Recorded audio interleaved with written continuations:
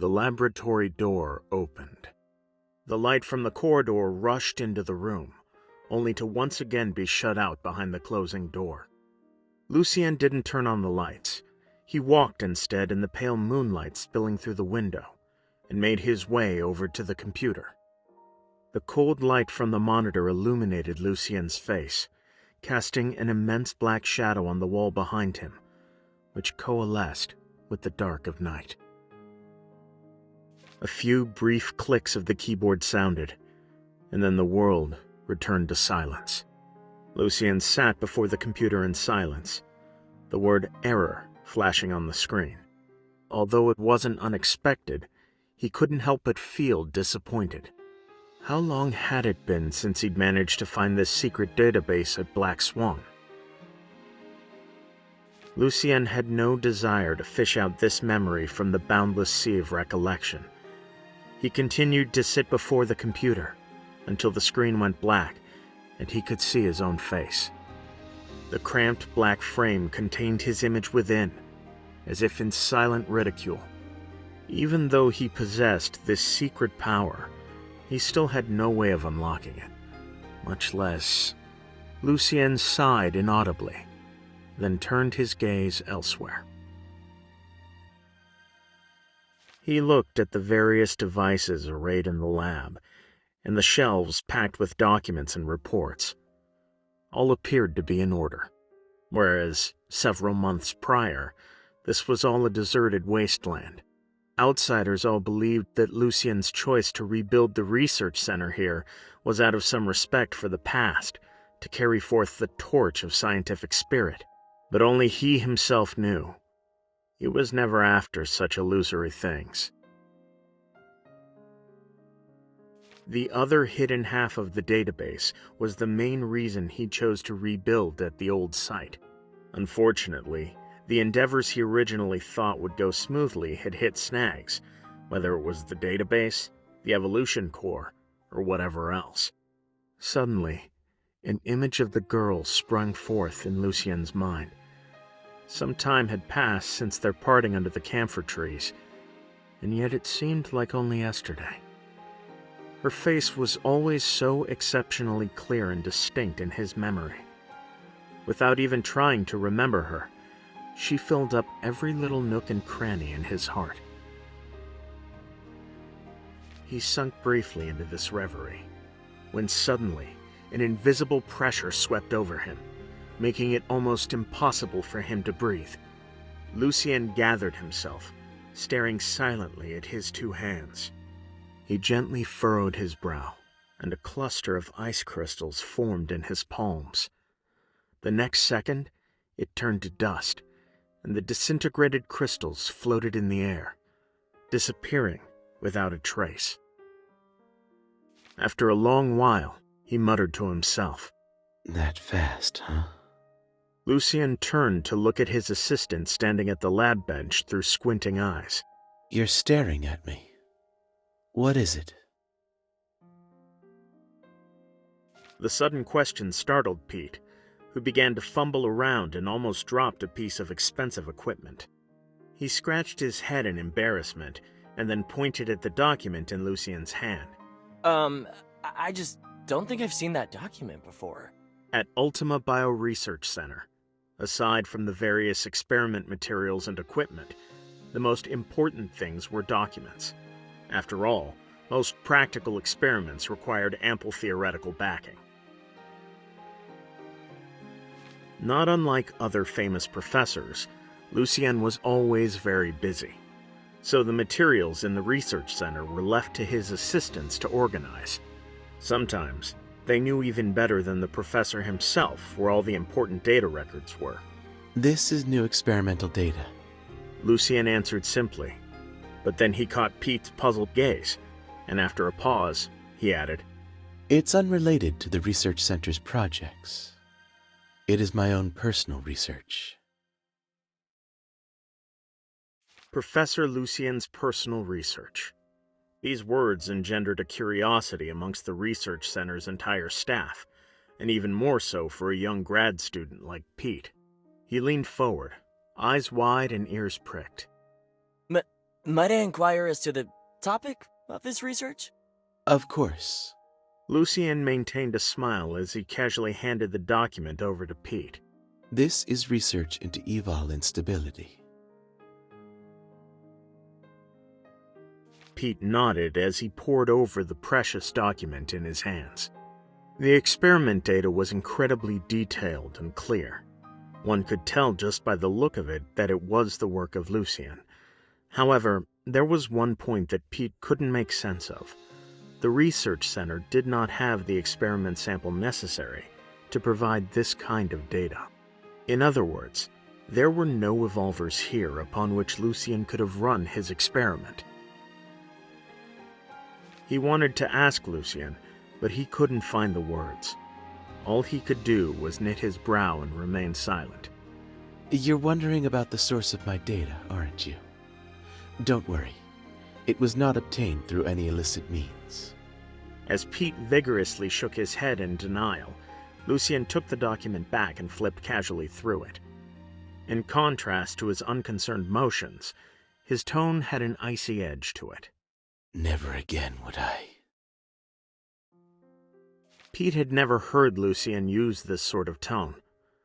Deep, throaty, like a bubble welling up from the depths of the ocean that then turned to ice upon reaching the surface.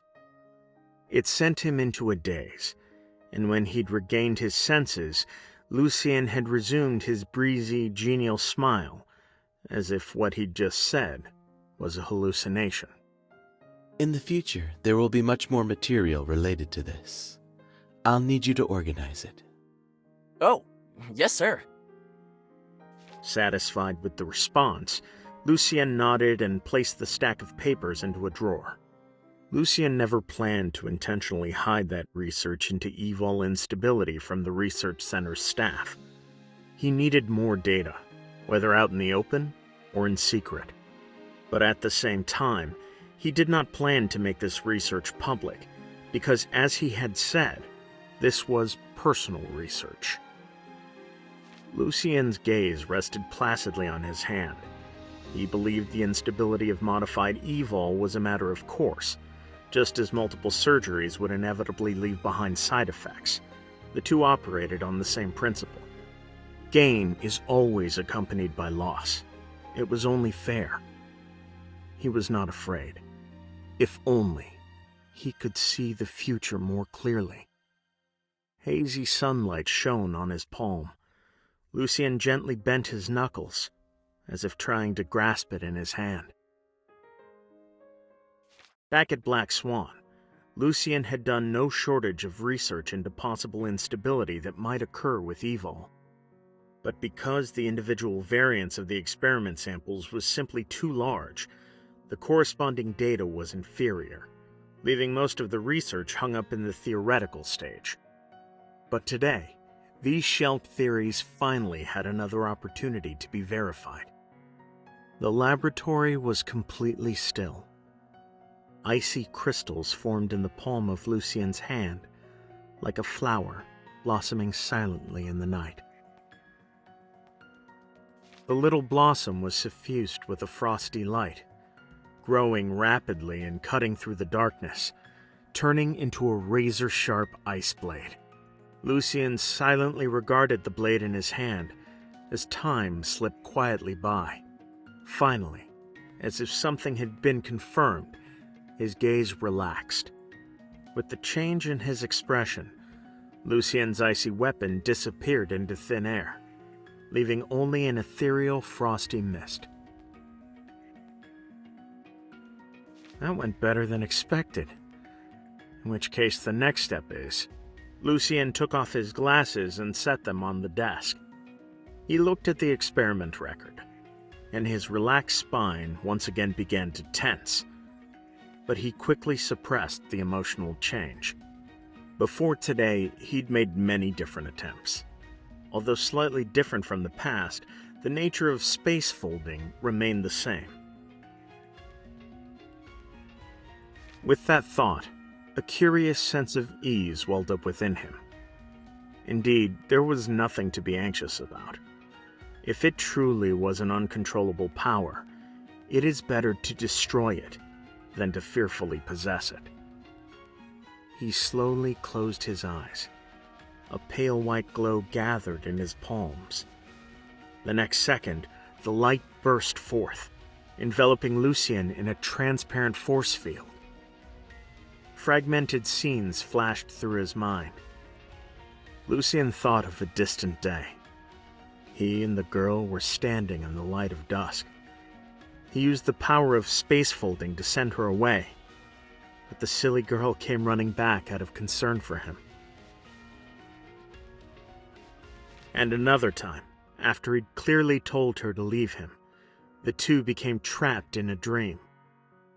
But still, the girl stubbornly refused to leave. Those scenes became hazed over by the soft light and floated in the air, just like everything else that had disappeared before his eyes. The documents by his hand, the lush green-potted plant, a white mouse with its red beady eyes. He'd seen many different things turn into fragments, and this time, it was his turn. Like a puzzle that had been finally pieced together after much effort, yet must once again be torn apart. Lucien opened his eyes. Everything around him had changed. The pitch-black laboratory was no more, replaced by a crescent moon on the horizon and a night breeze mixed with the scent of flowers. He recognized that this was a garden near the research center, its walls overgrown with thick moss and dotted with snow-white flowers. Just as some men yearn for power, naturally others fear it. From the very day the Evolver list was published, Lucien had anticipated the appearance of devolution. He had a pretty good idea of who was behind it, and he did not plan on trying to stop them. The reason was simple. He didn't believe that such a tepid, inefficient method could realize that person's goal. But that girl always disrupted his plans so effortlessly. He never imagined that she'd actually get a hold of the so-called Devo serum and come to him with it. She'd come running in a tizzy, seemingly based on some rumor she'd heard, walking on eggshells to ask him if the Devo serum had come from the research center. But at the same time, she still trusted him. Or else, how could she just lie down so readily and let him draw blood? Too much had happened between them, it seemed. And yet, it was as if nothing had happened at all. She was still the same as before, coming to him for help like second nature, and chasing down clues with him. Right up until the two had returned to the abandoned schoolhouse at the orphanage. Familiar objects appeared one after another. Memories formed an invisible string, pulling them along. Lucien's eyes passed over the girl, his icy gaze penetrating into the depths of the darkness. Sure enough, he saw that girl in the black dress. Her eyes shifted back and forth between Lucien and the girl. Her lip curled up in a sardonic smile, but her tone was one of pity. It seems the incident 17 years ago wasn't enough. The TV tower incident also didn't teach you a lesson. Oh, you. Still trusting others so easily. The girl seemed to quiver at these words. She looked to Lucien, then swiftly avoided his return gaze. Lucien noticed her movement. He looked at the girl's face, now turned away from him.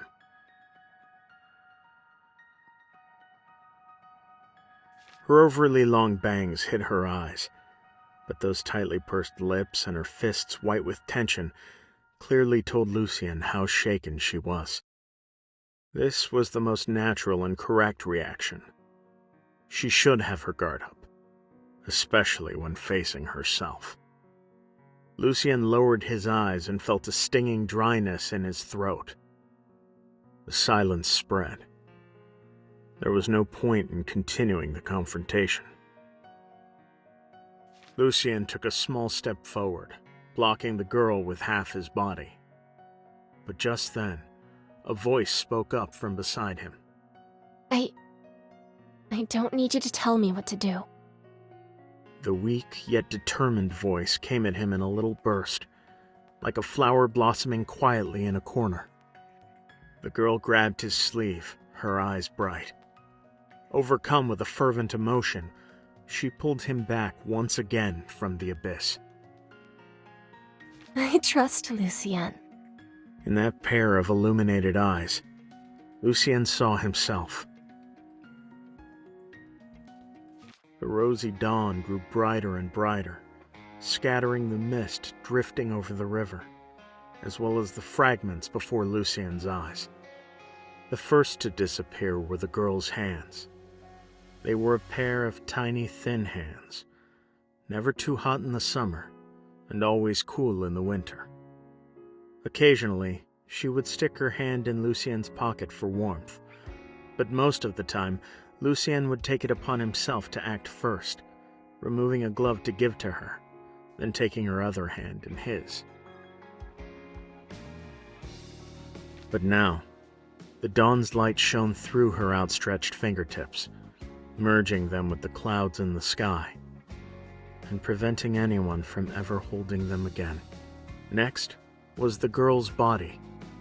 She was prone to insomnia, so Lucien had told her many bedtime stories. They were always fairy tales that she'd heard her whole life, and she always listened with such attention.